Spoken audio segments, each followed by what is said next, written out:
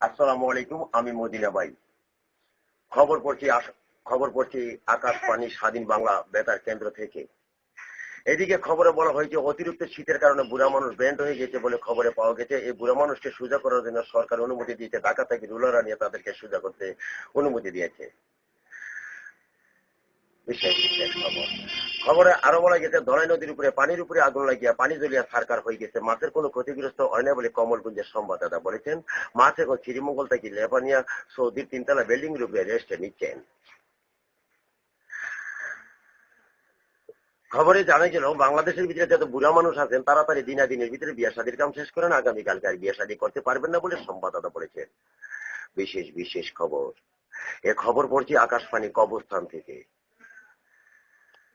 খবরে বলা গিয়েছে বাংলাদেশে হাঁস মুরগি সরকারের কাছে আবেদন জানাচ্ছে এলাকার যত ডিম ব্যবসা আছে ডিম ব্যবসা বন্ধ করতে বলুন, আর নয়তো আমরা কোনোদিন আর ডিম পারবো না। বাংলাদেশ প্রতিবন্ধী সরকার বলেছে তোমরা ডিম না পারলে আমি নিজে ডিম পাড়া আরম্ভ করবো।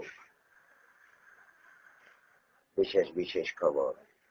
খবরেও বলা হয়েছে ভানুঘাট বাজারের মাঝখানে একটা প্রতিবন্ধী মহিলা হারিয়ে গেছে। মহিলাটি উচ্চতা 70 ফুট, গায়ের রং সামলা, পরনে ছেলের কামিজ, পরক কপালে 3টা কুড়ালের দাগ। মহিলাটি সন্ধান যে বলতে পারে সরকার ওনাকে পুরস্কার দিবেন 3030 টাকা। প্রতি মাসে মাসে ঢাকা এয়ারপোর্ট থেকে 25 পয়সা করে আনতে হবে। এদিকে মাখন বাবুর দোকানের ভিতরে একটা সিঙ্গারের ব্রাস্ট হইয়া 3জন সিএনজি ড্রাইভার, 4টা রিক্সা ড্রাইভার নিহত, 3টা সিএনজি ড্রাইভার আহত। এবং সিঙ্গারটি বাস্টের মূল কারণ হলো তল্লাশি করে দেখা গেল সিঙ্গারের ভিতরে পেঁয়াজ আর কাঁচামরিচ কম হচ্ছে বলে খবরে পাওয়া গিয়েছে। যেগুলো মারা গেছে এগুলো হসপিটালে ভর্তি করছে, যেগুলো আহত এগুলো মাটি দিছে। বিশেষ বিষয় এবার আবহাওয়ার লাম্পা পূর্বাভাস।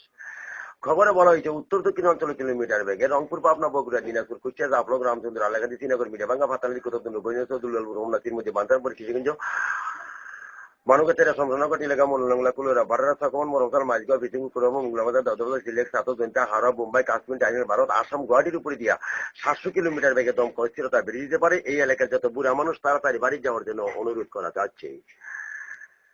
খবর শেষ হলো। এই খবর আবার শুনতে পারবেন আগামীকাল রাত 13:30টায়।